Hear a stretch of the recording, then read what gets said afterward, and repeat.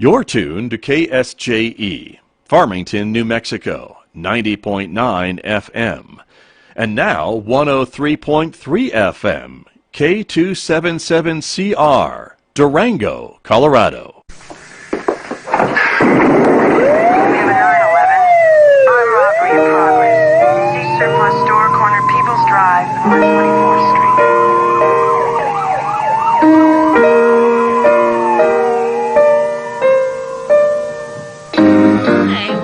Shop. I'm Nicole Brown, the Public Information Officer for the Farmington Police Department, and it's been a while since we've been in studio.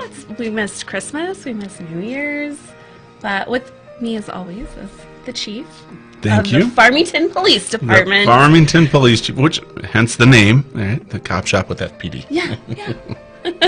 So did you have a good New Year's? I did. I stayed in with my kiddos and my boyfriend, and my boyfriend is a sergeant with the department, and so he had sent out an email kind of letting all the employees know, hey, if you're going to be drinking and have a drive home or ride home or whatever, let me know, and I'll go and pick up whoever. So it was a sober but really fun New Year's with our kids. Good. And yeah. Good. What about you? How was yours? It was quiet. There was no big partying, no big dancing, so that's perfect for me.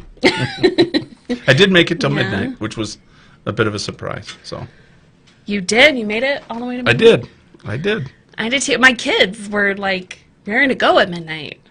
My 7-year-old and the 14-year-old, I kind of thought, oh yeah, she'll be good to stay up. But my 7-year-old was like a little ball of fire at midnight. I was like, oh no, I'm tired. Did she crash eventually? Yeah. Once he was still, like, we laid down with him and kind of chilled out for a little bit. Then he crashed right away. Oh, that's good. But it was, the best part was that everybody slept in the next morning. That's the best part, because usually kids will stay up and then they wake up all early. But no, everyone slept in, so it was good. So how's your ankle? It's good. My ankle is good. Is it? Yeah. I was.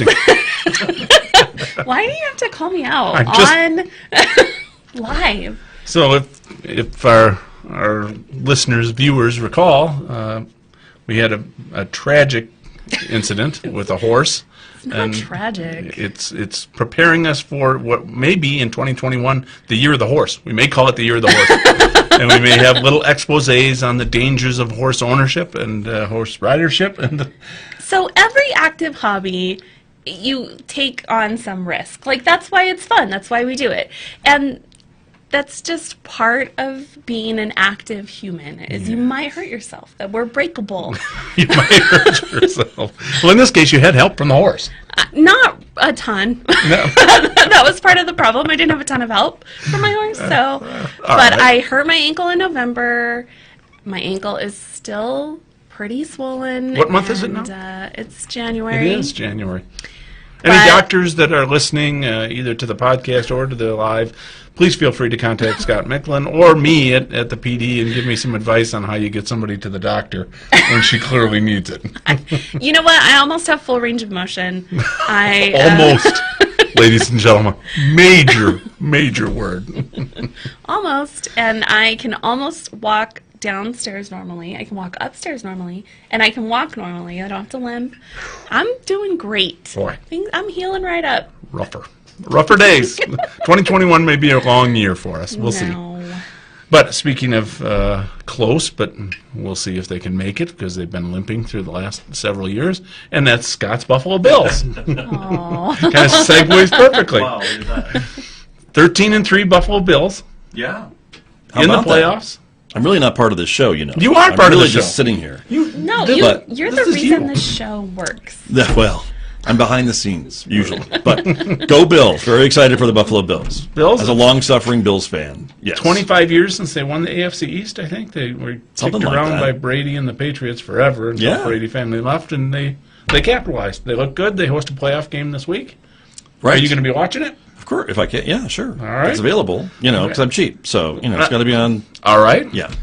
Anybody that maybe has DirecTV that could invite Scott, please feel free to contact the show and see if we can get him watching his bill. I'll wear my PPE. Thank you very much. Oh, goodness. Well, and the Mighty Pack is doing pretty well. We're also 13-3, but we have a first round bye, so we don't play this weekend. So I'm not stressed this weekend.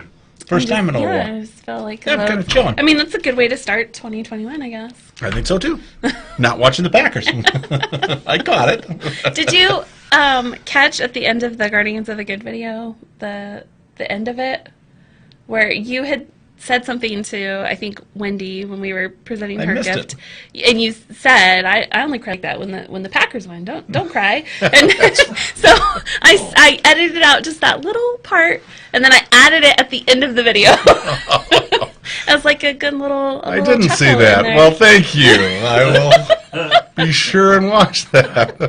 I felt like it was just a lighthearted moment that everyone who knows you would enjoy. And I also looked in to where the sheriff, we went to Sharice's house, and he was like, Sheriff Shane Ferrari, we have a warrant for your house. And she was like, what?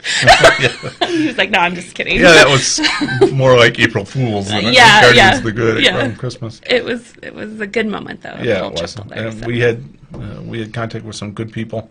We received a lot of nominations, more than the previous 2 years, and we had some real deserving folks that were going through tougher times. We had a chance to go and hopefully make their holidays a little easier, as well as their family. So Guardians of the Good was successful this year. We'll see what we do with it next year.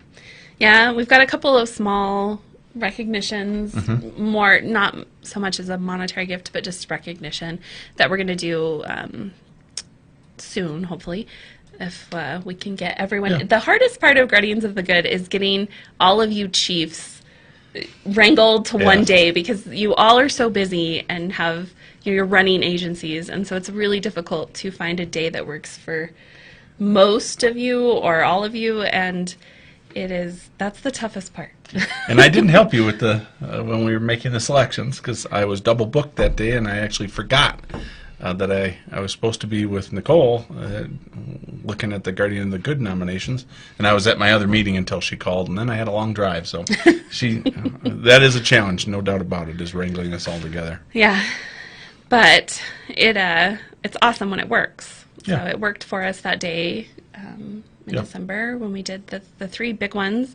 So hopefully we can find another day soon and do the recognitions, or at least a couple. We don't have to. It's hard to get everybody, but so, and then hopefully that'll kind of send us into 2021 on a good foot. Yeah, I hope so. So not on a good foot is more current events, unfortunately. Man, what? It was a longer week. It was I feel like we're still in December. I saw like a meme or something. It was like, well, way to go, December 37th of 2020. Yeah. I was like, I actually saw the meme where 2020 says you can't top this, and 2021 says hold my beer. And unfortunately, that was the way we did start the year off, especially as it relates to policing. The protest in Washington, D.C. that started, I'm not sure that it was at the Capitol building when it started. So something that I read was that they, like the organizers of that rally or protest had, I guess it was supposed to be just at the mall, which is a whole different police force than the Capitol PD. And so they had taken out like a parade permit there for the National Mall, and that was kind of supposed to be where they were supposed to be at. So the park police were kind of handling that? Yeah, the park police were handling that, and there wasn't a lot of communication, I guess, to the Capitol Police that was happening, and so then when the crowd moved, they were already behind the ball, which kind of makes a little more sense when you think about how did this happen? Yeah, how did they get into How did they get into that building? And so that scenario, to me, just my public safety experience, makes a little more sense. Yeah. That they were already, a few steps behind when it started. Yeah, and I guess they must not have been anticipating that it was coming to them in the first place, and so they probably didn't have the staffing that would have been required. But it was an ugly scene for anyone that was watching, and this was Wednesday. just a couple of days ago, where the protests moved in, and it was not unlike stuff we've seen in other parts of the country, except this was unfortunately right in the capital of the country, and forcing entry into the Capitol building. And I didn't realize it initially, and I wasn't able to watch a lot of the coverage initially, so I didn't realize they actually got in and they were roaming around the floor. I thought those things had been sealed off. In fact, the shooting, I thought, was part of that they were sealing off those and not letting the protesters in. But they apparently were roaming around on the floor of the Senate and the floor of the House and into Nancy Pelosi's office, as well as many others, vandalizing it and trashing it. So just a very painful day to watch when that's happening in the halls of our country. Unbelievable. I'm a big TikTok fan, and there is this thing where you can kind of like reply to other people's TikToks. And so someone had put out one that said, if you are not an American, and you're watching this, what do you think? And so I've been seeing a lot of those replies, and there's so many people that are, in Germany and England and Australia, and they're saying like, yeah, it looks pretty scary. And so to kind of have that outside view of what's happening is frightening, and I never thought in my lifetime I would see something like that. Yeah. Well, I think 3 countries were cheering it. I saw that, and that was Russia, China, and Iran. So it's probably, not the best news when we're doing things that make some of our least favorite countries celebrate, but they were celebrating over our own internal demise, so to speak. I think there was a bunch of officers injured. One of them passed away. I'm not sure what the cause of it was. There are a variety of injuries to several of the officers, I think, that are still critical and aren't out of the woods yet. And all told, 4 or 5 people, I think, were dead as a result of it. 5, I think, is the total for, overall just deaths involved. And like you said, not everyone who was injured is out of the woods, so that could, go up. Hopefully it doesn't. But, that an officer lost his life, that American people lost their lives, it's just, it is mind-blowing to me. And definitely, it's not something, like I said, I ever wanted to live through. I never thought I'd live through, but you won't ever forget it. No. It's something we've talked about on the show over the last couple of years, for sure, as the tension in our country has risen, and so has the vitriol from both sides. And we've talked about it repeatedly here, about the middle ground and trying to find some compromise position and trying to lower the tensions. Well, we didn't get that accomplished, apparently, so here we are now. And what's disappointing to me, really, when you watch 9/11, afterwards there was like just stunned shock. There's a lot of uniting in the country, and you would have thought something like this would have tempered things down. There'd been a collective, holy cow, we put our hands on the stove, and but no, it looks like it just resumed. We barely skipped a beat, and we're right back to attacking each other for either being communists or fascists or whatever your view on it is. And nowhere am I really hearing the big calls for we need to figure out how, as Americans, we can talk to each other, because it was 51-49. So we are a split country. We've got to figure out a way. This isn't like it's 25% that voted. It was 51-49 roughly. Those are major chunks of people, tens of millions, and we got to be able to do a better job committing to each other. Well, it was the biggest voter turnout. Yeah. Which is something to celebrate, actually. Yeah, no, and that's one thing that I think about a lot. Like, through all of this, I, for one, have definitely got a very thorough education into my government, because, I didn't realize all the steps that there were to verify the vote, like all the way down to the Electoral College and how they challenged, the votes and stuff. And so the upside of all of this chaos is a very informed public, and we are more involved and more passionate about all of this. But like you said, there has to be that, that let's temper this. There's got to be some moderation in what we're doing, and how we speak to each other. And That about is- each other. Yeah, I mean, yeah. it's almost like we're at war with each other, because the things that we say about each other is things we used to say when we were at war with other countries. That's so true. Right? Except yeah. now we're talking about other citizens that actually are living right next to us, or sitting in the same room with us at times. It's and then from the police perspective, obviously it was a disaster on crisis management. They weren't ready for it for whatever reason, and I'm sure there'll be significant exploration of why they weren't ready. I was disappointed that it comes down that we'd have handled this differently if there was different racial groups involved. They clearly were overwhelmed, and several cops were badly injured. One's killed. I mean, I don't think the race of the protesters was the issue. I think we weren't prepared for it, obviously, and I think it took 24 hours and the chief was gone already, and others in his staff appear to be on their way out as well. So it was unfortunately, it was a failure for law enforcement as well, and not just that the officers were killed and injured, but that they didn't do their job. They didn't keep Congress safe. They didn't keep the American people's building safe, and people were trashing it. So, I was looking at some of the old paintings that were in the background of some of the pictures where the protesters are walking around. Like, holy criminy, you wouldn't have thought you'd see it. Yeah.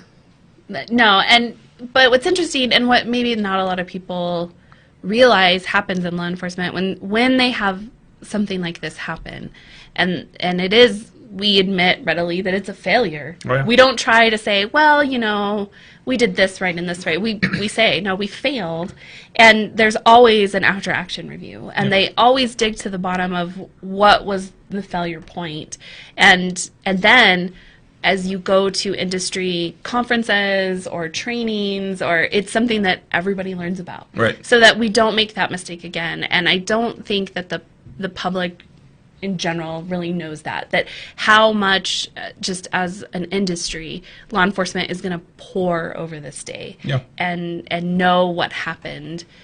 They're going to dig to the bottom of it. Yeah, and that's been the case with several of the major incidents through the last 7 years that I've been chief. The Orlando shooting was a massive one, if you remember. That one was a weird one in that you had both an active shooter, which we trained to react to, and our SWAT teams train and our officers train. But then it stopped, and it became a hostage situation, which almost never has happened before. So, that's very true. It was massive learning curve for law enforcement in the wake of that. So now, what do? If you keep treating it like an active shooter, of course, then you're risking all the hostages that they have, that maybe you could negotiate them out. On the other hand, the guy had shot dozens and dozens of people before he took these hostages. Are you really going to trust him now that you're going to enter some sort of negotiation with him? So that was a tough one for law enforcement, period. It was just not one we'd seen before. And so it was exactly like you said. There was a lot of debriefings. There was a lot of lecture circuit, listening to some of the people that had been there. And of course, you go back to Columbine, and Columbine really was a change to the way law enforcement responded to active shooters in the first place. Up till then, we really did do what they did in Columbine, which was they arrived at the scene, they secured the perimeter, and they attempted to make contact. So it was, it was a disaster when it happened, of course, but again, it was highly debriefed and highly poured over to try and learn lessons from. Yeah, and completely changed every aspect of the industry. I mean, it changed, I know, as a dispatcher, it changed the way we took calls and talked to people about those things, and instructions that we gave callers. And so, yeah, this will forever change law enforcement. Well, and frankly, 9/11 was the same, right? Oh, yeah. I mean, people take over the plane and they say they have a bomb, and we had probably 20 or 25 years of experience of, okay, we just sit tight, we kind of do what they say. They're going to fly us to Libya or to Egypt or someplace, and then they're going to negotiate us off more often than not, without any real police intervention on it. But that changed everything now. When you're on a plane, if somebody stands up and says they have a bomb, you can bank on about 50% of the plane is just turning and attacking them, because there's nothing good coming from waiting. Yeah. So, this will be a moment, maybe not as cataclysmic as 9/11 in the sense of the body count, but it will be as far as we're letting people, bust in and threaten our lawmakers and take over the Capitol building.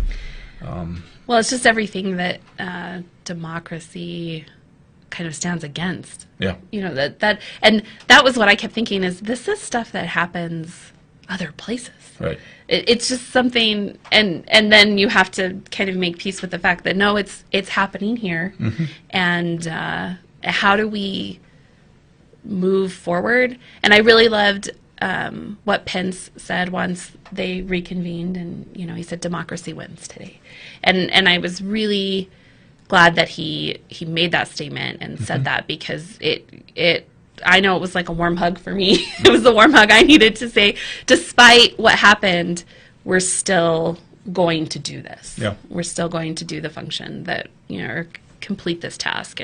And that, as an American citizen, was comforting. Yeah. So, as we continue on now, we're very young into 2021.